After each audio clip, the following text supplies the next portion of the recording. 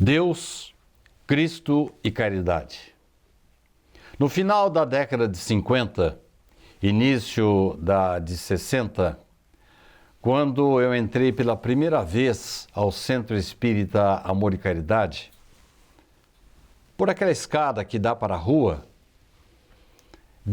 deparei-me com um dístico bem no alto da parede do centro, com a frase Deus, Cristo e caridade. Fui trazido pelo meu evangelizador, João Durval Previdelo, que ministrava aulas de moral cristã para crianças num centro espírita que nem existe mais. O nome dele era Maria de Lourdes e ficava na Vila Falcão, um dos bairros mais populosos de Bauru.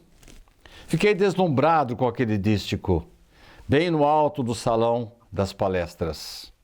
Aquela frase havia sido colocada ali em 1956 por decisão da diretoria do SEAC, que na época era presidida pelo senhor Homero Escobar, um dos mais dinâmicos, históricos presidentes que o SEAC já teve até hoje.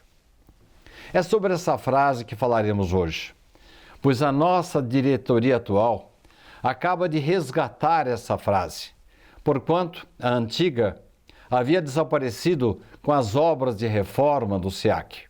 E ela está ali, bem ali naquela parede, com esse dístico agora envolto por uma placa de acrílico, numa das paredes aqui do nosso centro.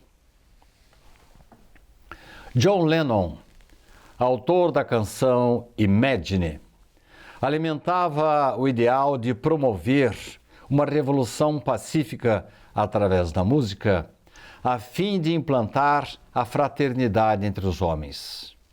Em uma das suas mais belas composições, ele faz um convite pacifista, propondo-nos o sonho da sua imaginação, cujo texto vamos trazer aqui agora resumido.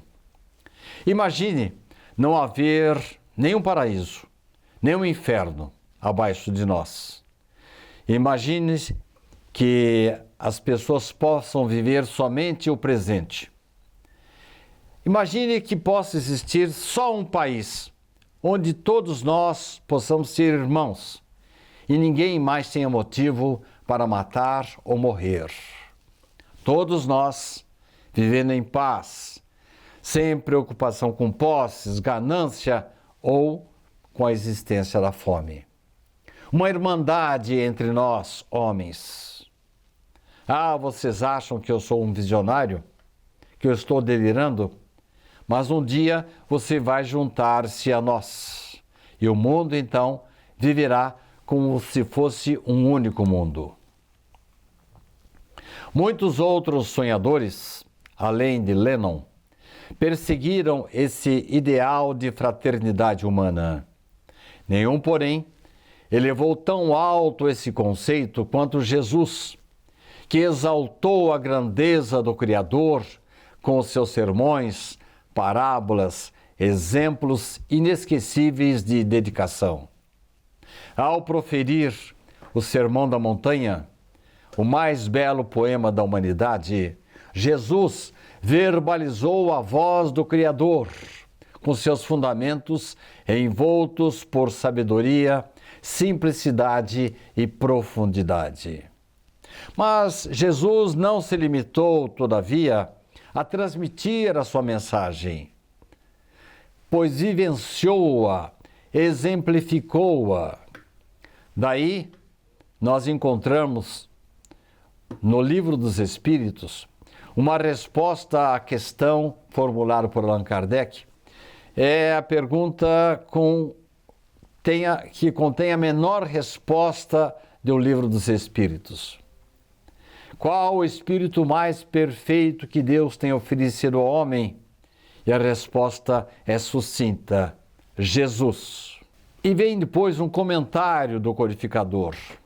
Para o homem, Jesus constituiu o tipo de perfeição moral a que toda a humanidade pode aspirar na Terra.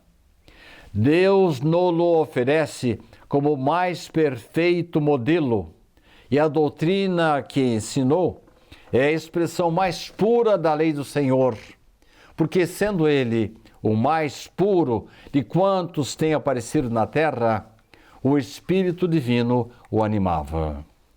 Em meio à grande tempestade, inúmeros viajantes se recolheram a enorme casarão, que se assemelhava a um labirinto.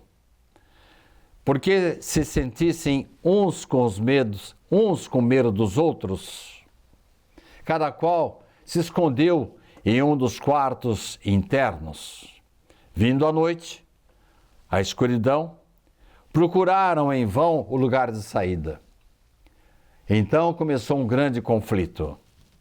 Ocorreram então lamentos, pragas, assaltos, correrias, pancadas, crimes nas trevas.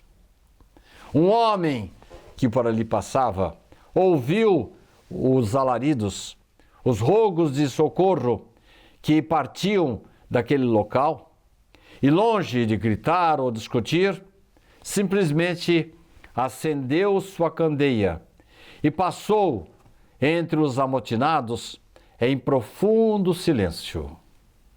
Bastou a luz que ele trouxe para que todos percebessem os disparates que estavam cometendo e, ao mesmo tempo, que encontravam por si mesmos a porta de saída. Nesta feliz metáfora de Hilário Silva, nós vamos encontrar Jesus com o raio de luz que Deus mandou à Terra para servir de guia e exemplo para a humanidade.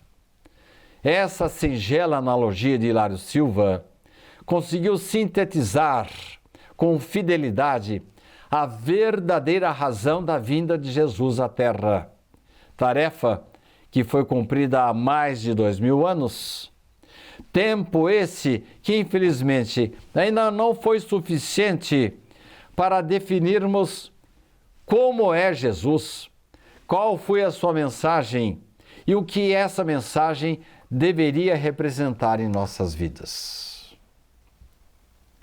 A partir da vinda de Jesus à Terra, tivemos uma verdadeira revolução no comportamento da humanidade.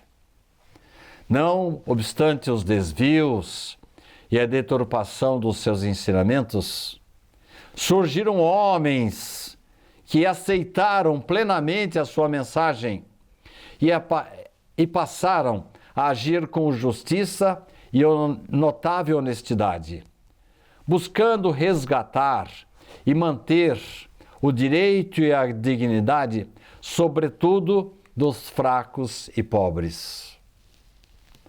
Com a mensagem do Cristo, milhões de seguidores passaram a testemunhar, se esforçar para seguir suas palavras e exemplos.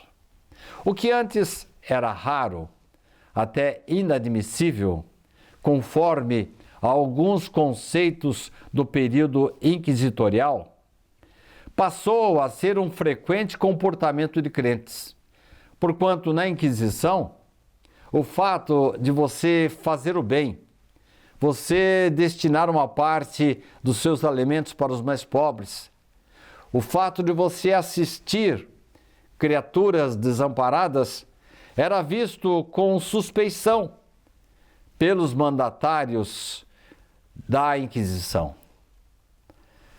Esse comportamento, graças à influência de Jesus, passou a ser o comportamento de crentes que corajosamente, contrariando retrógrados e ignorantes teólogos, se debruçaram nas cabeceiras de doentes e encabeçaram movimentos de acolhimento aos necessitados. Nós devemos ao Cristo, ao cristianismo, o surgimento de abnegados que ofereceram casa e conforto aos que estavam sendo acuados pela hanseníase ou estavam morrendo de fome. Com a influência do Cristo, graças à influência do Cristo, generalizou-se o dever de assistência às vítimas de inundações e terremotos, ou simplesmente de pessoas que se encontravam em graves situações de penúria ou vulnerabilidade. Este sentimento cresceu com o surgimento de organizações que espalharam-se por todo o planeta Terra. Particularmente no Brasil, os espíritas são conhecidos pelo surgimento de dezenas de milhares de casas de assistência. Felizmente, essas casas, não só de espíritas, continuam crescendo em número até os dias de hoje. A respeito das aparições de Jesus após sua morte, muitas pessoas perguntam por que ele não apareceu para Pedro, ou para sua mãe Maria, ou para João, ou outros dos seus amigos, e apareceu para Maria Madalena. Todavia, é compreensível o seu gesto, porque de todas as criaturas que passaram pela transformação, seguindo os conceitos do Cristo, Maria Madalena foi a mais corajosa, a que transformou-se à luz do Evangelho Redentor, tendo que vencer os seus paradigmas morais. Outra grande transformação, graças ao Cristo, foi a de Saulo em Paulo de Tarso, responsável, inclusive, por nós sabermos hoje quem é o Cristo e conhecer a vontade de Jesus, a missão de Jesus, a mensagem de Jesus. Nós a conhecemos graças a Paulo de Tarso. Mas nem mesmo Paulo teve a dificuldade para a sua conversão do que teve Maria Madalena, pois o seu sacrifício, acima de tudo, exigiu uma grave conversão moral para que ela pudesse se alinhar aos ditames de Jesus. Daí a preferência de Jesus para aparecer-se primeiro a ela, para que ela pudesse dar a notícia da sua aparição após a sua morte. Há muitos exemplos que nós poderíamos citar. Podemos simplesmente agora recordar um exemplo muito importante. Recordamos o egoísta e avassalador espírito de Herodes o Grande, responsável pela chacina, pela morte de dezenas de crianças com idade inferior a 2 anos, aniquilando essas criancinhas, preocupado que estava esse rei, esse cruel rei, com a suposta usurpação do seu trono por Jesus. Pois bem, graças ao Cristo, com o passar dos séculos, este Herodes sensibilizou-se pelos ensinamentos de Jesus. E nós vamos encontrar, tanto em Irmão X, como através da mediunidade de Zilda Gama, a informação, a notícia de que ele transformou-se, mais recentemente na França, no apóstolo da caridade Vicente de Paulo. As suas iniquidades, sob a inspiração de Jesus, desapareceram ao passar a acolher milhares de criancinhas que estavam destinadas a morrer de frio e de fome em Paris. Essas graves revelações, oriundas de Irmão X e da médium Zilda Gama, no seu livro Solar de Apolo, trouxeram também à luz uma outra revelação, uma outra grande transformação graças ao Cristo. Joana d'Arc teria sido Judas, e ela também teria sido vendida por algumas moedas e condenada por heresia e bruxaria. Como falamos, a relação de transformados que surgiram, saíram do pó e se tornaram grandes criaturas graças ao Cristo, seria imensa. No entanto, só para citarmos alguns dos tempos atuais, poderíamos nos lembrar de Jerônimo Mendonça, as figuras vitoriosas de Jerônimo Mendonça e de Jesus Gonçalves, vigorosamente tocados pela mensagem cristã. Como vemos, caros irmãos e amigos, devemos ao Cristo o surgimento de abnegados, que a partir de sua mensagem, parábolas, sermões e exemplos, passaram a vivenciar essa mensagem, tornando-se exemplos de transformação na história do cristianismo. Diz Emmanuel que Jesus trouxe o código de ouro das vidas transformadas para a glória do bem. O Evangelho, afirma Emmanuel, tem poder transformador. A conversão de um Herodes em um Vicente de Paulo vem nos provar o poder do Evangelho na transformação das vidas. No entanto, nem tudo são flores. E eis que em determinado momento, quando Jesus resolve revisitar a terra, eis que ele fica um pouco triste e até decepcionado. Desde a Palestina até a América, infelizmente, Jesus encontrou um malogro dos esforços do plano espiritual para cuidar das coletividades terrestres, por não encontrar a devida ressonância nos corações humanos. Aqueles exemplos que nós demos são pequenos, perto da multidão de criaturas que ainda não aceitaram Jesus. Muitas coletividades aderiram ao Cristo, elegendo-o como ideal de realização social. Infelizmente, limitaram-se a entronizar o Cristo em bases de culto exterior, sem efetivamente cultivá-lo interiormente. Mas Jesus jamais se cansou de semear suas luzes, à espera de criaturas que se predispusessem a espalhar suas bênçãos. Segundo Humberto de Campos, em uma das visitas periódicas de Jesus à Terra, no final do século XIV, encontrou-a ainda nas mesmas veredas escuras, distanciada de suas lições, embora a chama do Evangelho ainda permanecesse acesa.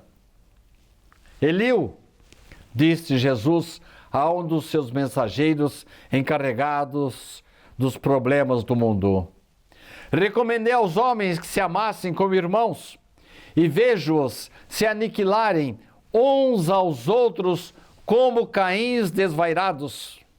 Infelizmente, não vejo senão o caminho do sofrimento para modificar tão desoladora situação.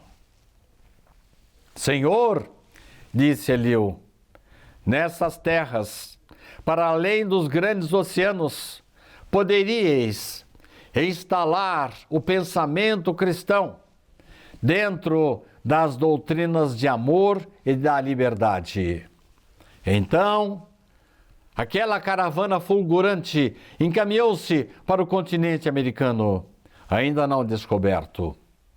Ao chegar às terras novas, onde seria o Brasil, de mãos erguidas para o alto, como se invocasse as bênçãos de seu Pai, disse Jesus: para esta terra maravilhosa, bendita, para esta terra maravilhosa e bendita, será transplantada a árvore do meu Evangelho. Do seu solo dadivoso, todos os povos da terra aprenderão a lei da fraternidade universal. Sob estes céus serão entoados os hosanas mais ternos à misericórdia do Pai Celestial. Segundo Emmanuel, Se a Grécia e a Roma da antiguidade tiveram a sua hora como elementos primordiais das origens de toda a civilização do Ocidente, se o Império Português e Espanhol se alastraram por quase todo o planeta, se a França e a Inglaterra têm tido a sua hora proeminente nos tempos que assinalam as etapas evolutivas do mundo, o Brasil terá também o seu grande momento no relógio que marca os dias da evolução da humanidade. Se outros povos atestaram o progresso pelas expressões materializadas e transitórias, o Brasil terá a sua expressão imortal na vida do espírito, representando a fonte de um pensamento novo, sem as ideologias de separatividade, inundando todos os campos das atividades humanas com uma nova luz. O chamado terceiro mundo é pobre de riqueza e o primeiro mundo é pobre de esperança. Essas palavras foram proferidas por Domenico de Masi, professor de sociologia, que infelizmente desencarnou no começo deste ano. Professor de sociologia em Roma, no livro O Futuro Chegou, Modelos de Vida para uma Sociedade Desorientada, publicado em 2014, ele apresenta modelos de vida como o indiano, chinês, japonês, grego clássico, hebraico, católico, muçulmano, protestante, iluminista, capitalista, socialista, pós-industrial e brasileiro. Sendo este último,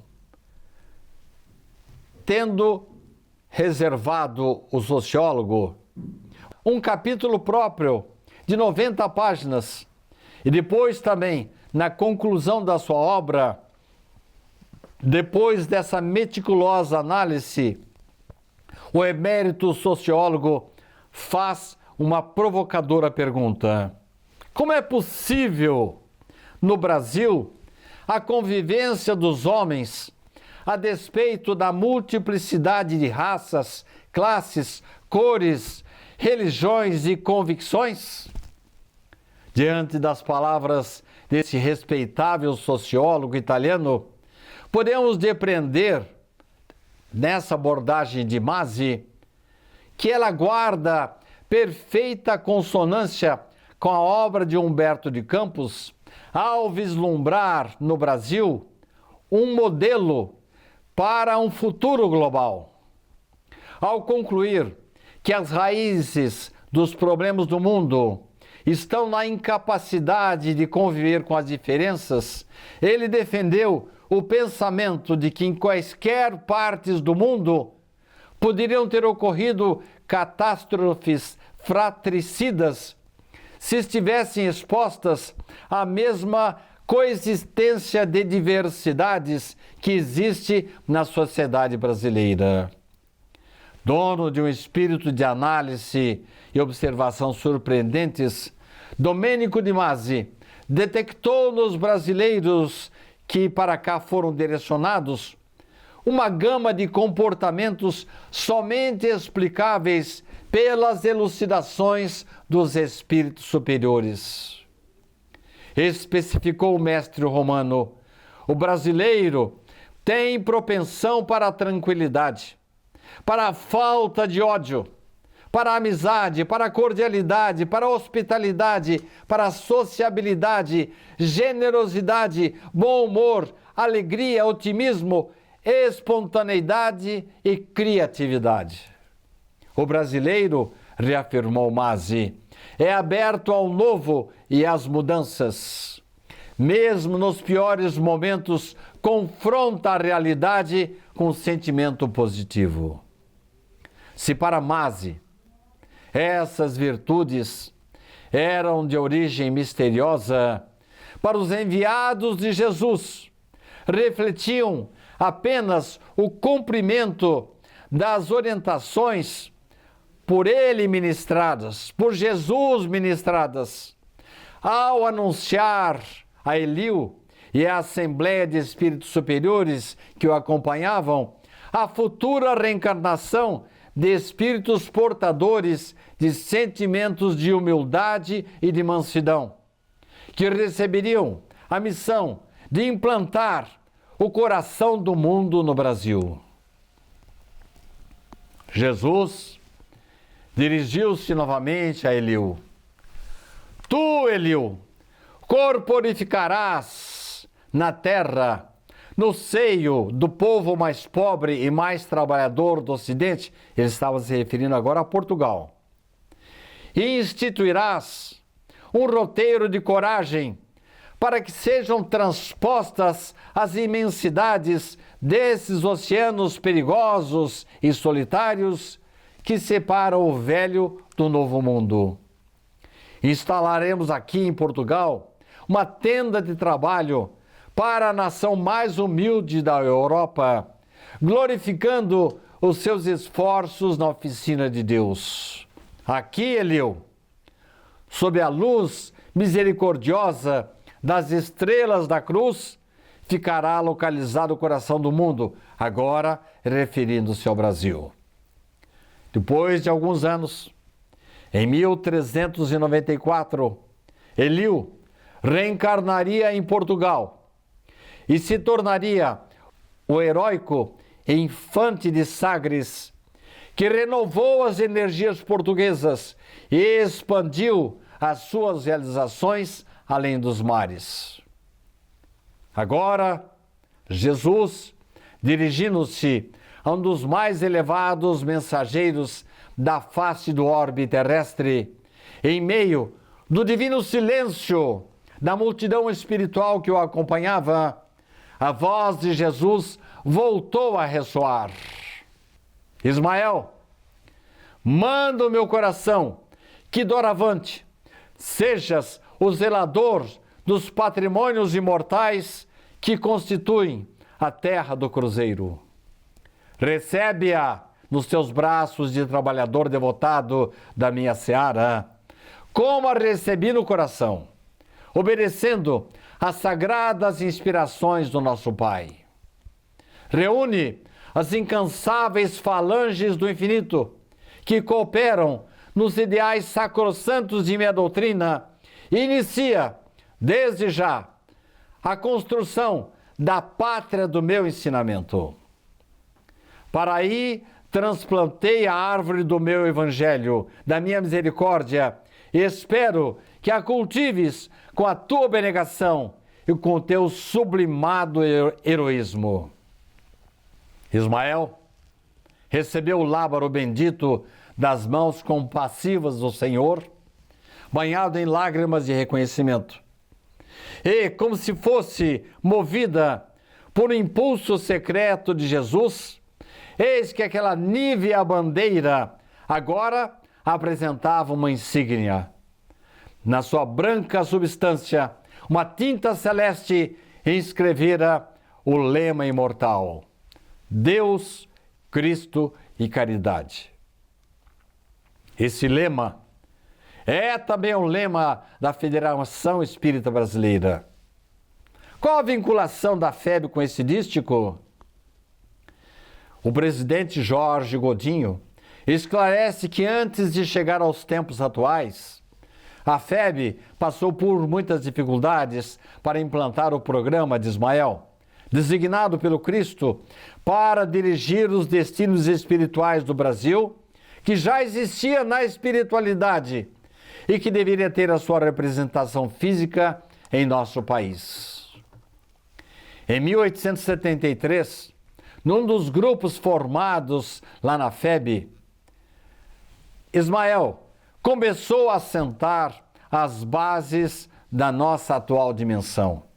Foi para esse grupo de 1873 que o elevado espírito transmitiu a sua primeira mensagem aos espíritas do Rio de Janeiro, com seu poder de síntese, oriundo da sua grande estatura espiritual, referindo-se à missão do Brasil falando do trabalho de Jesus como guia e modelo, com a reverência que devemos ter por ele, por Jesus, e da missão dos espíritas do Brasil.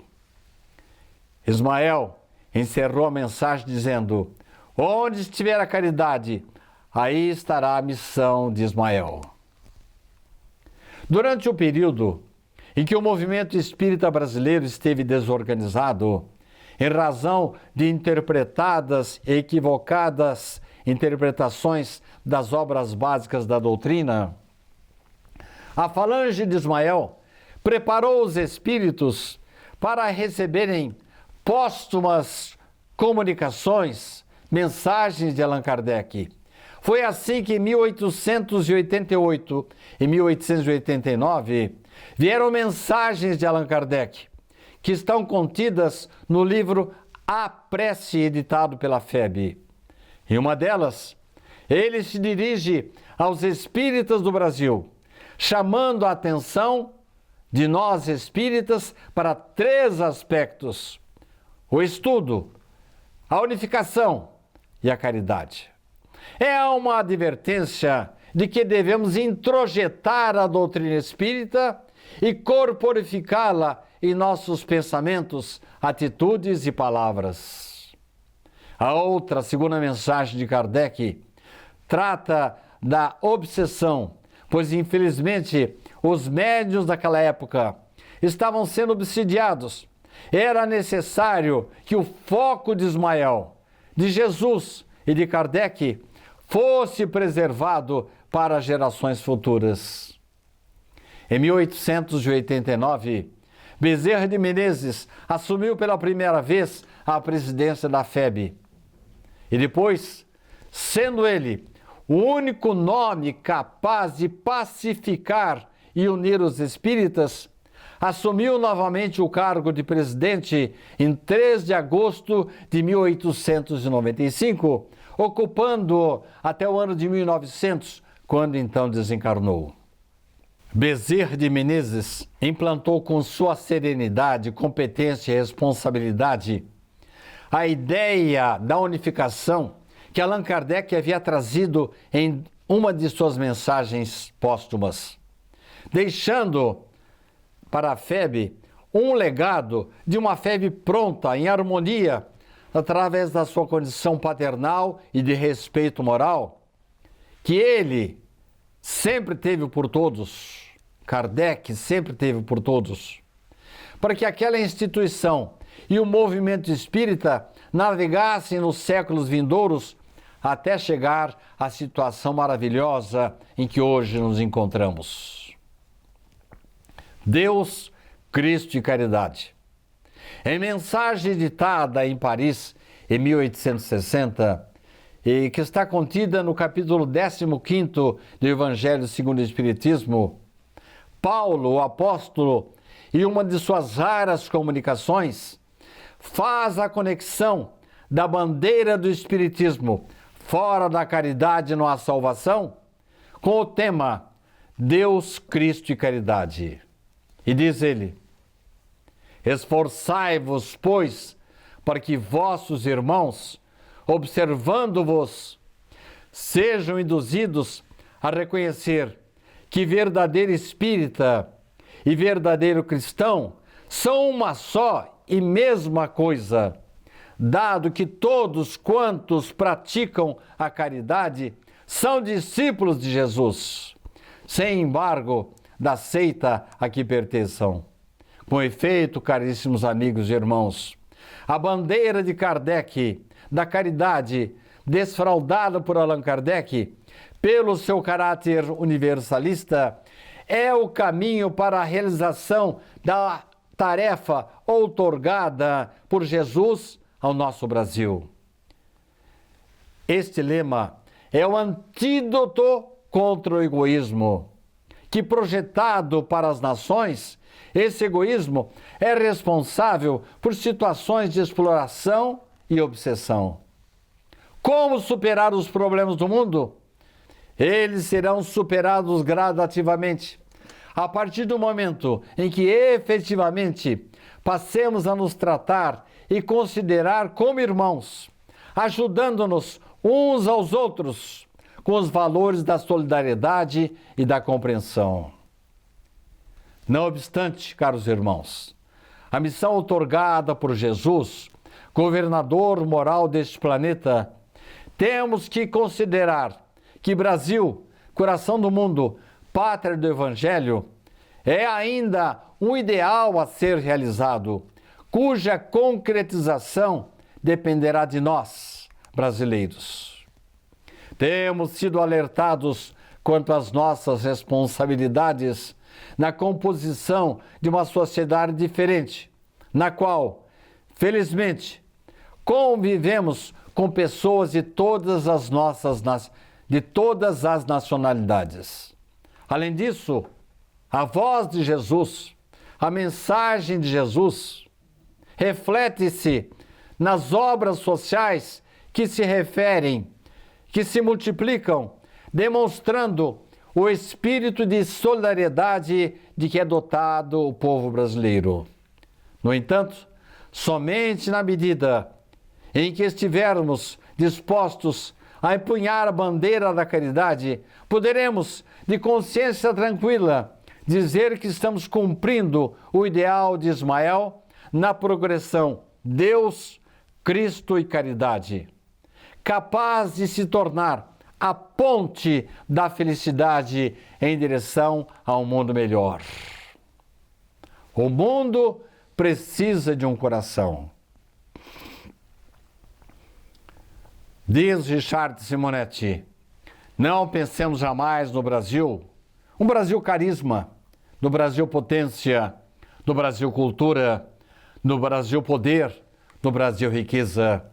Nenhuma nação foi tão inspirada quanto Israel, nem tão forte quanto Roma, nem tão culta quanto a França, nem tão poderosa quanto a Inglaterra, nem tão rica como os Estados Unidos. E todas elas fracassaram nas tarefas que lhe foram confiadas. Por isso, muito mais do que as outras nações o foram, precisamos do Brasil de dedicação, um Brasil de dedicação ao bem. Precisamos de um Brasil fraternidade, de um Brasil irmão. E para que não experimentemos os mesmos fracassos daqueles países, é indispensável que, muito mais do que uma grande nação, sejamos um grande povo, cultivando não um novo sonho americano ou um simples sonho brasileiro em termos de grandeza material e poder, mas essencialmente um sonho cristão que se concretize na edificação de uma sociedade nova e inigualável, onde o Cristo seja realmente a pedra angular, a base, o alicerce, sustentando-nos com a força dos seus exemplos e a sabedoria de suas lições. O mundo precisa de um coração. Que o Brasil seja esse coração, não por simples escolha do plano espiritual, não por mera questão de localização geográfica, mas, sobretudo, pelo nosso empenho em fazer dele a autêntica pátria do Evangelho, onde as lições de Jesus sejam vividas em plenitude. Assina este texto Richard Simonetti. Muitos dos textos que aqui trouxemos foram inspirados nas obras de Richard Simonetti, que muitas vezes exaltou em seus livros e palestras a grandeza do Brasil e a sua missão grandiosa. Como provavelmente ele faria, encerraremos esse trabalho com a exaltação de Castro Alves na psicografia de Francisco Cândido Xavier, aquela mesma mensagem que ele psicografou no Pinga Fogo de 1971 pela TV Tupi, o poema Brasil, que aqui trazemos de uma forma resumida. Brasil, o mundo a escutar-te, pergunta hoje o que é. Ah, terra de minha vida, responde às nações de pé. das montanhas altaneiras, dentro das próprias fronteiras, alonga os braços, Sansão, sem prepotência ou vanglória, grava no livro da história novo rumo à evolução. Brada, gigante das gentes, proclama com destemor que o Cristo aguarda na terra um novo mundo de amor. Ante a grandeza que estampas, os mortos voltam das campas, sublimando-te a visão. Ao progresso, Fernão Dias, o dever mostra Caxias, Deodoro, a renovação. Hoje, que o mundo te espera, para as leis da nova era, por Brasília envolta em luz, que em ti a vida se integre, de Manaus a Porto Alegre, no Espírito de Jesus. Levanta o grande futuro, ergue, tranquilo e seguro, a paz nobre e varonil. A humanidade que chora, clamando, Senhor, e agora? O Cristo aponta, Brasil. Que Ele nos abençoe.